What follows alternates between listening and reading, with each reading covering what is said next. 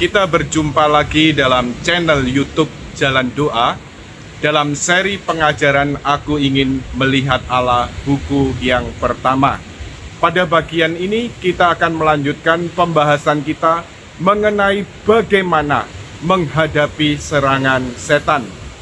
Kalau pada bagian yang terdahulu kita telah membahas bagaimana senjata yang diperlukan untuk menghadapi setan. Kita telah melihat yaitu mengenai doa dan kewaspadaan rohani, kemudian puasa dan juga air suci yang sungguh-sungguh sangat membantu untuk menjadi senjata dalam menghadapi setan. Maka pada kesempatan ini kita akan melanjutkan mengenai siasat atau taktik yang diperlukan untuk menghadapi setan. Satu gambaran yang diberikan oleh penulis buku Aku Ingin Melihat Allah, yaitu Beato Mary Eugene OCD ini, yaitu mengenai seorang peziarah yang berjalan melintasi padang gurun. Maka yang dia pikirkan hanya bagaimana caranya dia dapat sampai pada tujuan untuk menyeberangi padang gurun itu, ya. Dan satu realitas bahwa kemungkinan di padang gurun itu dalam perjalanan juga akan menghadapi serangan-serangan perompak. Tetapi tentunya dalam hal ini peziarah ini tidak akan dengan sengaja mencari perompak-perompak itu.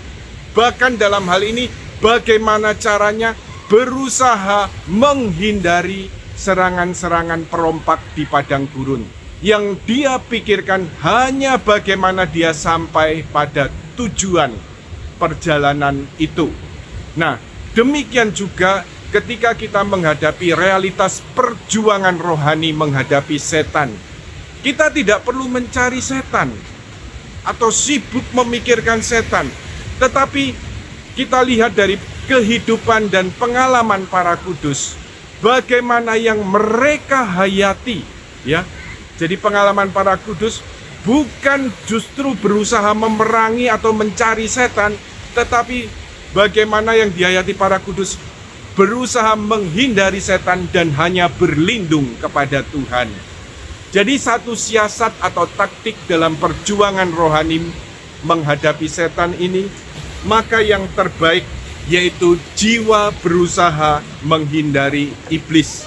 Sebagaimana kemudian kita lihat peziarah yang berjalan di padang gurun berusaha menghindari perompak-perompak. Siasat yang sangat baik adalah melarikan diri dan melindungi jiwa dari serangan, pukulan, dan tipu daya iblis. Dan bagaimana dapat menghindari, melarikan diri, menjauhi diri dari setan dan segala serangannya dan segala tipu muslihatnya, yaitu melalui jalan iman dan kerendahan hati. Pada kesempatan ini kita bahas mengenai iman, latihan iman, atau kemudian membuat faal-faal iman sebagai siasat, sebagai satu bantuan besar untuk menghadapi serangan si jahat. Dalam hal ini kemudian kita ingat juga dengan apa yang menjadi firman Tuhan dalam surat Santo Paulus kepada jemaat di Efesus bab 6 ayat 11 sampai 16, yaitu mengenai suatu ajakan dari Santo Paulus supaya kita dalam realitas menghadapi perlawanan dari si jahat ini, yaitu dengan mengenakan perlengkapan senjata Allah. Dan salah satu senjata Allah diungkapkan di situ, yaitu dalam segala keadaan pergunakanlah perisai iman, sebab dengan perisai itu kamu akan dapat memadamkan semua panah api dari si jahat. Dan inilah yang diungkapkan Santo Paulus. Dan kemudian Santo Yohanes Salib dalam karyanya Malam Gelap juga memberikan komentar mengenai ajaran Santo Paulus ini, yaitu ketika orang dibawa masuk dalam kontemplasi, yaitu melalui faal iman.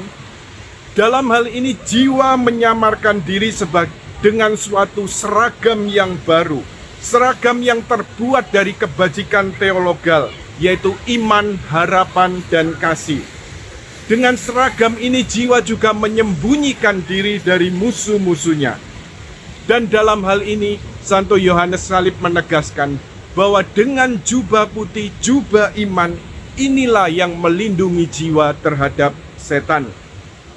Dikatakan Santo Yohanes Salib mengenai iman, iman adalah jubah batin yang putihnya begitu murni, sehingga menyilaukan mata budi.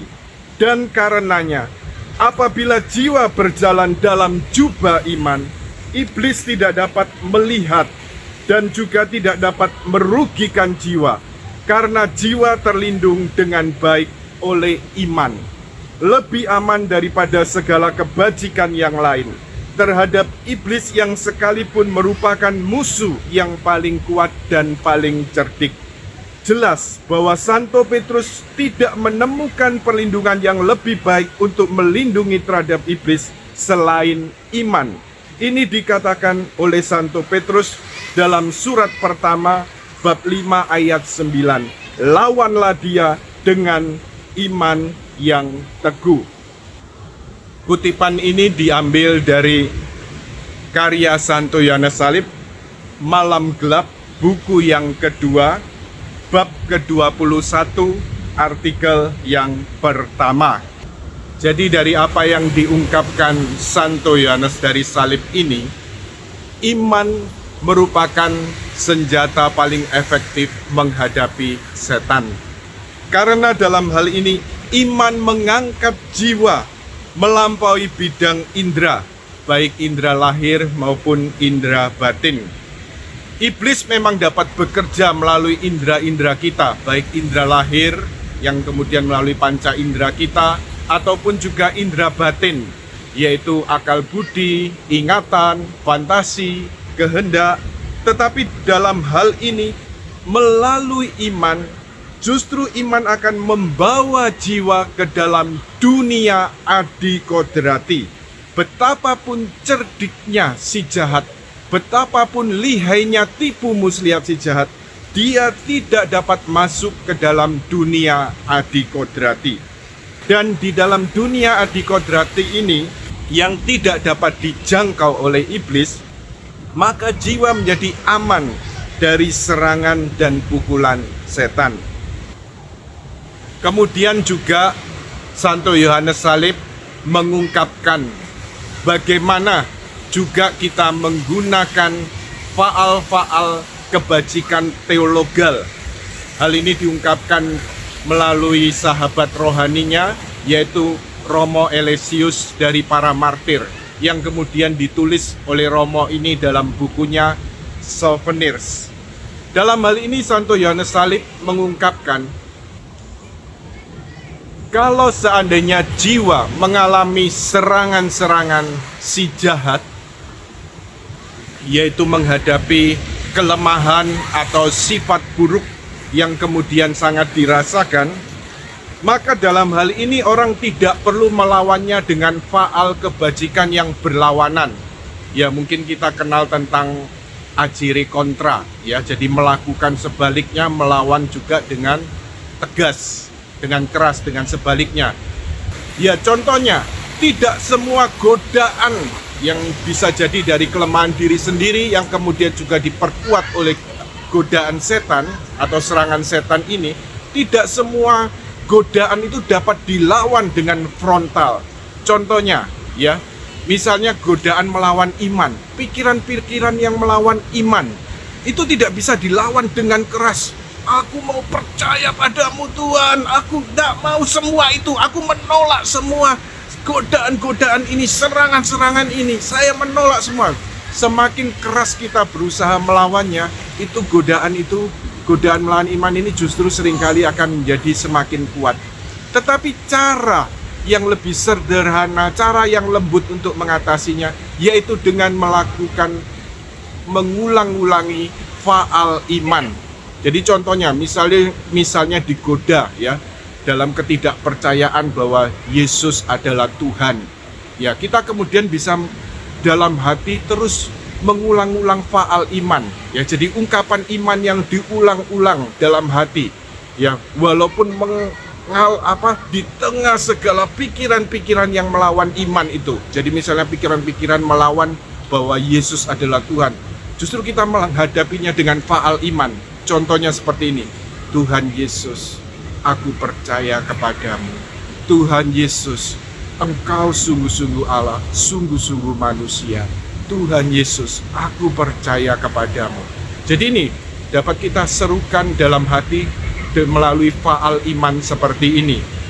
Atau kemudian juga kita akan menghadapi juga misalnya contoh lain, godaan melawan kemurnian, ya godaan seksual. Ini juga tidak dapat dilawan secara frontal.